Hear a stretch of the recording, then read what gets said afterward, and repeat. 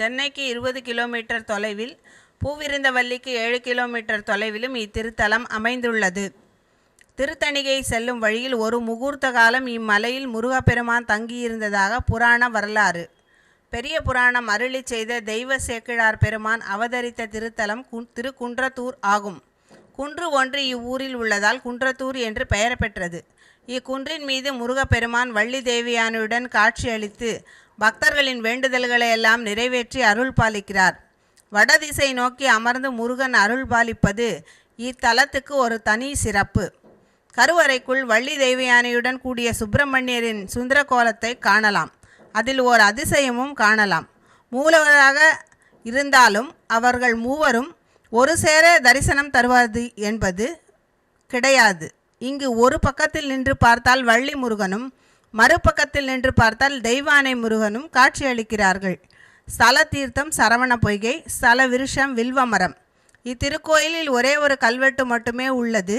கிபி 1726 இக்கோயில் மதுரை நாயக்கர் காலத்தில் அமைக்கப்பட்ட செய்தி தெரிய வருகிறது என்று டாக்டர் திரு மா ராஜமாணிக்கனார் தெரிவிக்கின்றார். இம்முருகன் மீது அருணகிரிநாதர் 3 பாடல்களை பாடியுள்ளார். அவைகள் அழகு எறிந்த, சந்திரபிடியதன், நேசாதாரா என்று தொடங்கும் பாடல்களாகும். 75 படி கொண்ட முகப்பில் 16 கால் மண்டபம் உள்ளது. அதை கடந்து படிகளில் ஏறி வழியில் உள்ள வலஞ்சுழி விநாயகரை தொழுது ராஜகோபுர தோரண வாயிலை அடையலாம். கொடிமர தரிசனத்துடன் இடப்புற வெளிச்சுற்றில் கல்யாண மண்டபம், பைரவர் சன்னதி, நவகிரக சன்னதி, தீர்த்த கிணறு, வேம்பு அரசு மேடை, திருமடப்பள்ளி, தட்சிணாமூர்த்தி சன்னதி, துர்கை அம்மன் சன்னதி, வில்வமரத்தடி விநாயகர் அலுவலகம், தலவிருஷம் ஆகியவற்றை தரிசிக்கலாம். கொடிமரம் தாண்டி கிழக்கு வாசல் வழியே நுழைந்தால் வெளி மண்டபத்தில் கணபதி, காசி விஸ்வநாதர், விசாலாட்சி சன்னதிகளை தரிசிக்கலாம். பிறகு அர்த்த மண்டபத்தில் நுழைந்து வள்ளி தேவியானையுடன் கூடிய குமர கடவுளின் சுந்தர கோலத்தை கண்ணார கண்டுகளிக்கலாம். இத்திருக்கோயில் பிரார்த்தனை திருமணங்கள் அதிக அளவில் நடைபெறுகின்றன.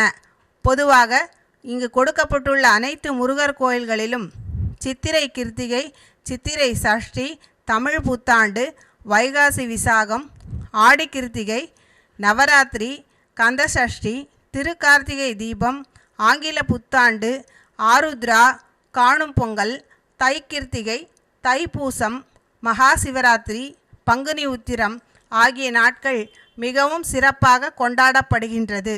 பாண்டிய நாட்டை அடுத்து சோழ நாட்டு கோயில்களில் பெரும்பாலும் முருகன் அல்லது சுப்பிரமணியர் வடிவங்களை சக்திப்படையும் வஜ்ரப்படையும் மேற்கைகளில் ஏந்தி அருள்பாலிக்கும் நிலையில் சக்திதரனாக படைப்பது வழக்கமாக இருந்தது. மேலும் இங்கு வில்லும் அம்பும் ஏந்தி நிற்கும் வில்லேந்திய வேலவனின் அரிய வடிவங்களையும் ஒரு சில இடங்களில் காணலாம். பல்லவர்கள் சிவஸ்கந்தவர்மன் என்றும் ஸ்கந்த சிஷ்யன் என்றும் கந்தனை தங்கள் பெயர்களில் இணைத்து மகிழ்ந்தவர்கள். ராஜசிம்ம பல்லவன் கட்டிய கோயில்களில் எல்லாம் கருவறை அகச்சுவரில் சோமாஸ்கந்தர் உருவத்தை வடித்து மகிழ்ந்தவர்கள்.